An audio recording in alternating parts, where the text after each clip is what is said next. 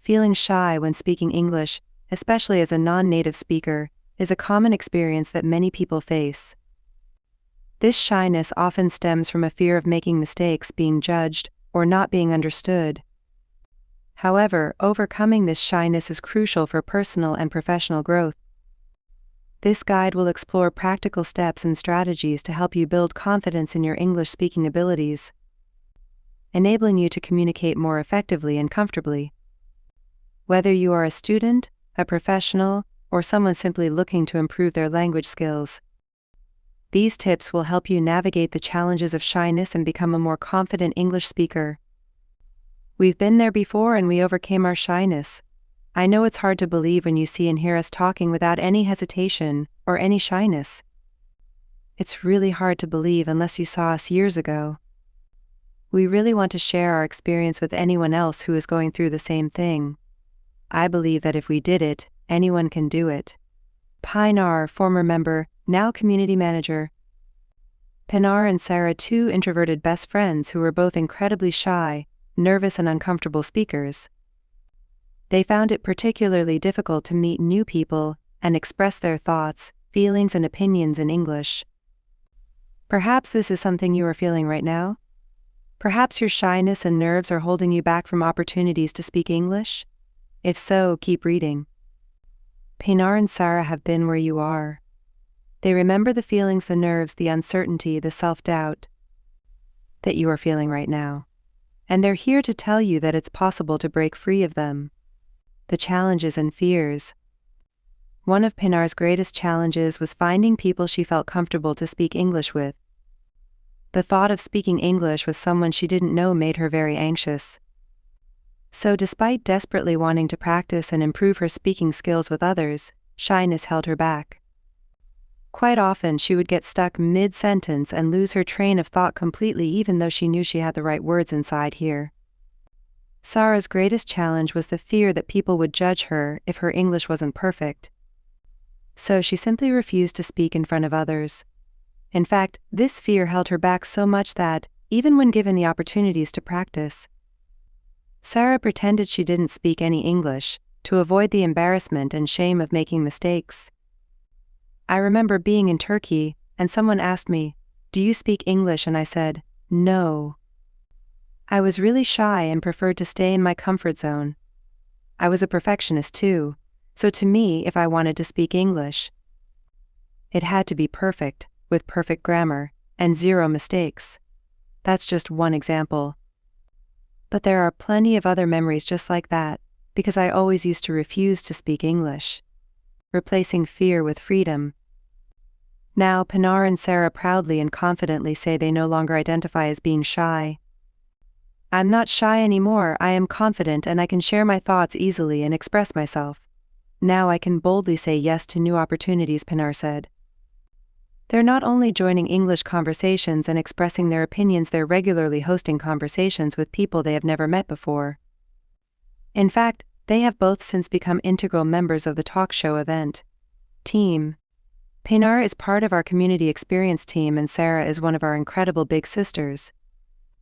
And now they use their experiences and newfound confidence to help other women all around the world to find their own version of confidence, just as they have. And that's exactly what they want for you. The topic has huge importance for us because we've been through it ourselves. We know how challenging it is for a shy person to learn a new language.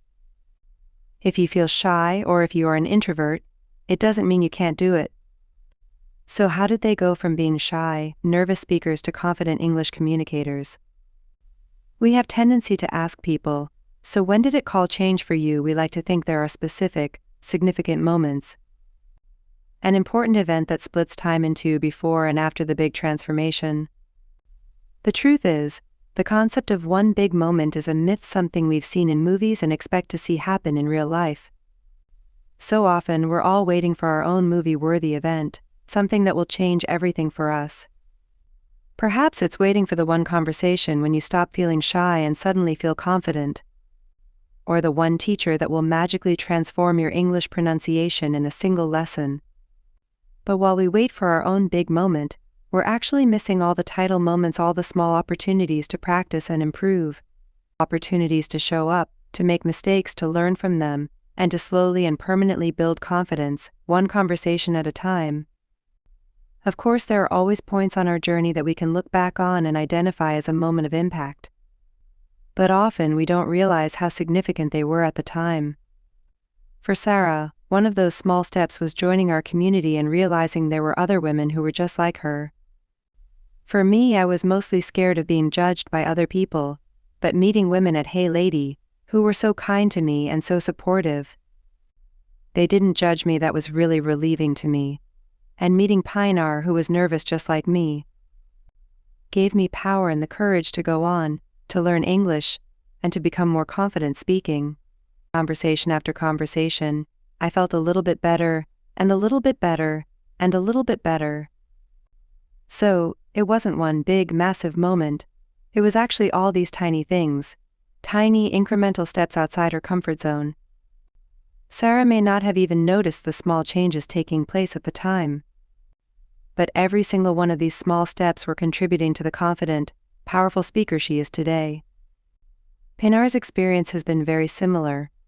You don't event realize when you're in it. The progress is step by step and you only realize it after months or years.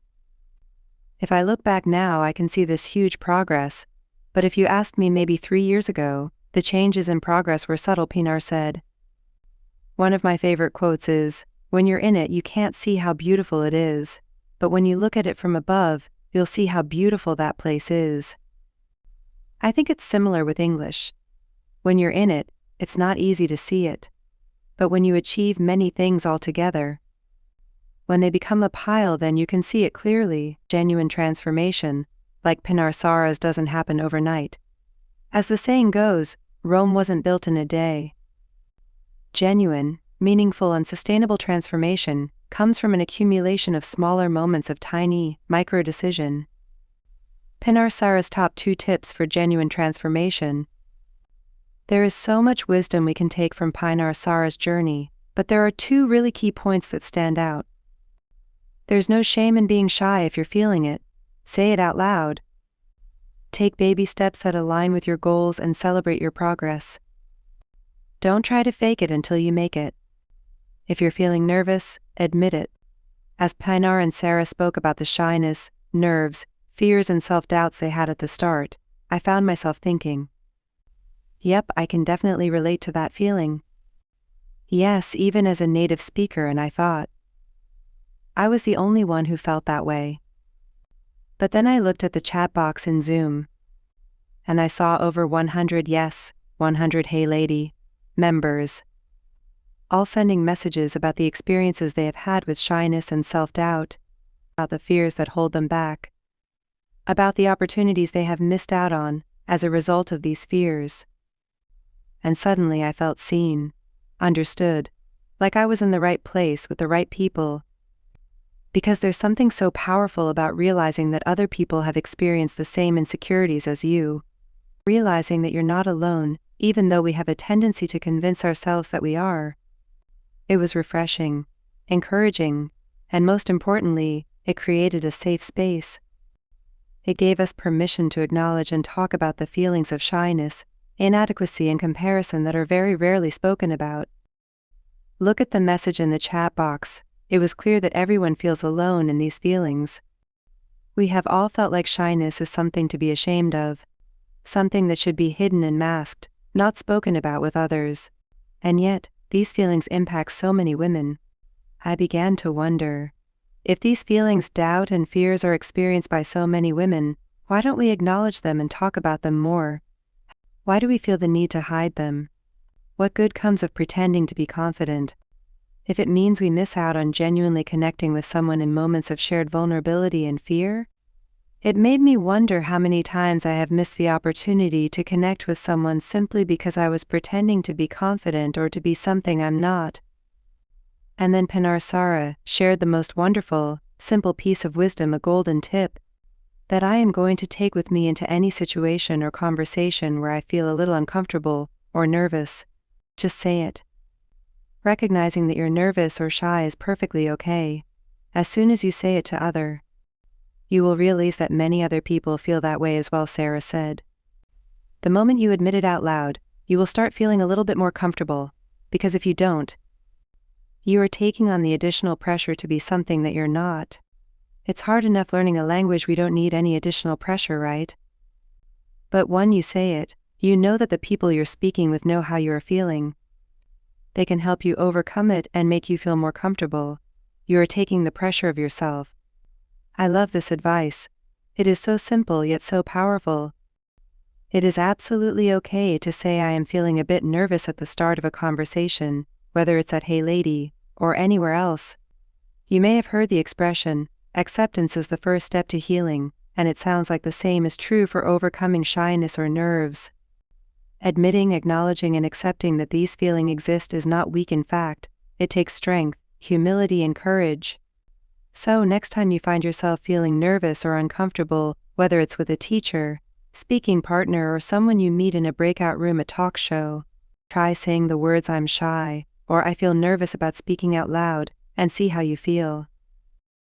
I believe that you will immediately feel more at ease and comfortable, because people will be understanding, or they might let out a sign of relief and say "me too." And you never know, they may be feeling the exact same way, but you would never know that if you didn't say something. Take baby steps that align with your goal and celebrate them. Everyone's English journey is unique. Yes, we may all feel nervous or shy, but what scares you may be entirely different to what I am afraid of doing.